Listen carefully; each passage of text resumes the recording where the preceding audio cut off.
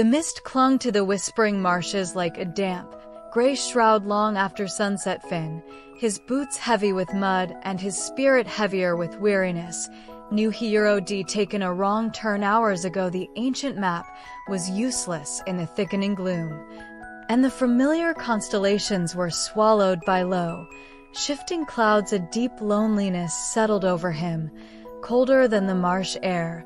As he stumbled over unseen routes, he was utterly, hopelessly lost, the silence broken only by the mournful croak of distant frogs and the unsettling rustle of reeds. Just as despair threatened to completely overwhelm him, a soft, ethereal light flickered into existence near a gnarled willow tree ahead. It danced, impossibly blue-green, bobbing gently like a captured star. Instinct screamed caution.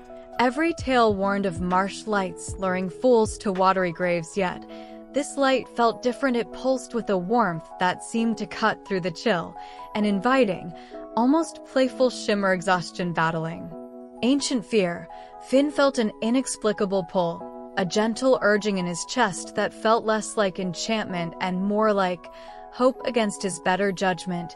He took a hesitant step towards the light. It bobbed slightly higher, as if pleased, then drifted slowly away, staying just within sight.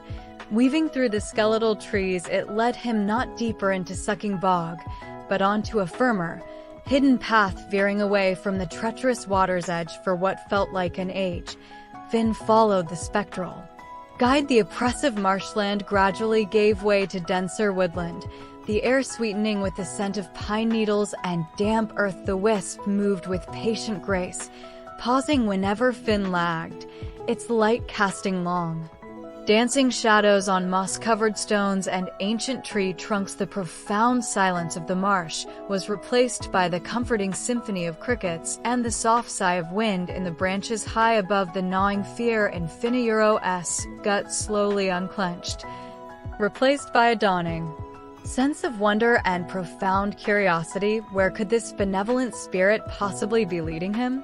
Its path felt deliberate, purposeful, yet utterly serene. Then, cutting through the cool night air, came a scent so unexpected, so gloriously out of place, that Finn stopped dead.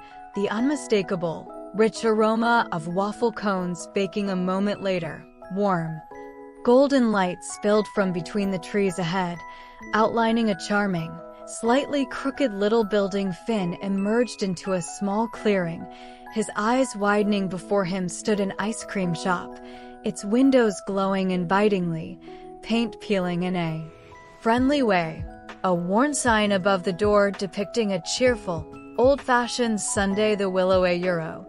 The wisp danced one last, joyful loop above the entrance, its light flaring brightly like a tiny firework, before dissolving into the night air as softly as a sigh. The bell above the door jingled merrily as Finn pushed it open, enveloped instantly by warmth and the intoxicating perfume of vanilla, chocolate, and something faintly floral. A young woman with kind eyes and flour dusting her apron looked up from behind the counter, unsurprised.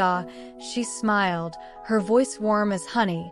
Granny's light found another wanderer. Welcome to Serendipity Scoops. Looks like you could use something sweet. Her name was Rosa, granddaughter of the shop's beloved founder. As Finn sank onto a worn wooden stool, overwhelmed, Rosa began preparing a towering cone. Granny Agnes always said the marshes could steal your way, but never your need for a little joy, she explained softly. Swirling rich, dark chocolate ice cream. Finn savored the first, impossibly creamy bite. It tasted like comfort, like coming home after a long, hard journey. The rich chocolate melted on his tongue, carrying hints of deep cocoa and pure, unadulterated happiness as he ate, listening to Rosa's gentle tales of her grandmother, Agnes, who had built this haven decades ago with laughter and boundless kindness. The cold loneliness that had gripped Finn for months began to thaw. He learned of Agnes's lifelong belief in small miracles, her uncanny knack for knowing when someone was lost, not just in the marsh, But in life itself, the will-o'-the-wisp, Rosa explained with a serene smile, was Granny Agnes's enduring magic, her way of guiding weary souls not to peril, but to solace and a scoop of pure, sweet bliss. It wasn't trickery. It was a beacon of compassion. Long after the last delicious crumb of cone was gone, Finn lingered, the warmth of the shop and Rosa's quiet company seeping into his bones. The harsh lines of worry etched on his face softened when he finally stepped back out into the clear night. The path home seemed illuminated not just by the rising moon, but by an inner light rekindled. He cast one last look back at the glowing windows of Serendipity Scoops, a place born from love and found through a gentle, guiding light somewhere. He fancied he saw a faint, familiar blue-green shimmer near the treetops. A silent farewell. Finn walked on, no longer lost, carrying the memory of chocolate on his tongue, and the profound understanding that sometimes the most unexpected lights lead to the sweetest destinations. He knew, deep down, that Agnes's light would always be there, a promise of warmth and welcome in the vast, sometimes bewildering, dark.